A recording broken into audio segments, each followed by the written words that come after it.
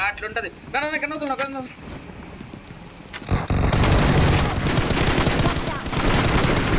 ఈ తాత గన్ను నాకు రా దొరికింది.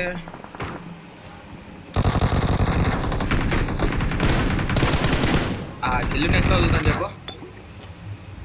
ఇంకా కిల్లులు రాకపోయినా పర్వాలే, 1-2 కొట్టినామా. అయ్యో ఆడేటో పరిగెట్ కింద హెల్పా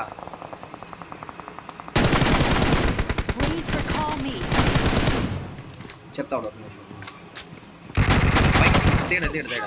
ఓ పైకి వచ్చే సౌండ్స్ ఎట్లుంటాయంటే కింద పైన 2 మిక్స్ అయిపోతాయి. సంగ నాకు చేస్తాను ఇది మీ అమ్మ పోతు ఫోన్లే కిల్లన్నా. దీనికన్నా నేను స్పీడ్గా మాట్లాడగలుగుతా, కానీ దీనికన్నా స్పీడ్గా మాట్లాడుతున్నా అంటే చెత్తగా అట్టే స్కిప్ చేస్తారు. ఈరోజు నేను నిన్న వీడియోలో కూడా చెప్పిన, ఈ రోజుకి నేను వీడియో మొన్న స్టార్ట్ చేసిండొచ్చు ఛానల్. 1 సంవత్సరం తర్వాత దీన్ని ఇట్లే కంటిన్యూ చేస్తూ కొత్త అప్డేట్లు వస్తే నేను ప్రిపేర్ అవుతా,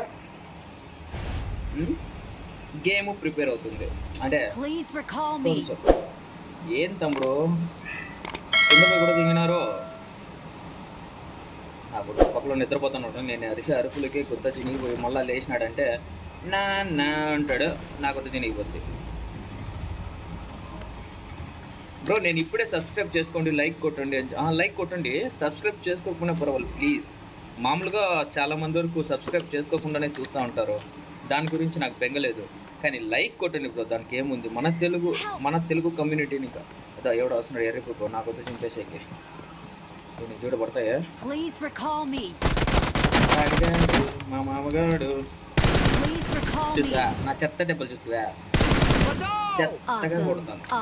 అట్లాంటి వాళ్ళు గేమ్ ప్లే చేసినారంటే యూట్యూబ్లో ఎట్లా అన్నా కూడా ఫేమస్ అవుతారు.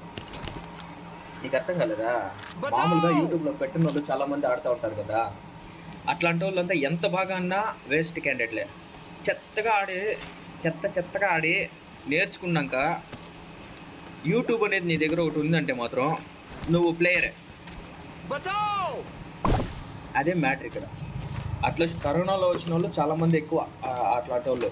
మళ్ళీ లాక్డౌన్ అంటున్నారు, కొంచెం బాగానే ఉంటుంది అనుకోండి. యూట్యూబర్లకి బాగుంటుంది, వేరే వాళ్ళకి వ్యాపారస్తులకి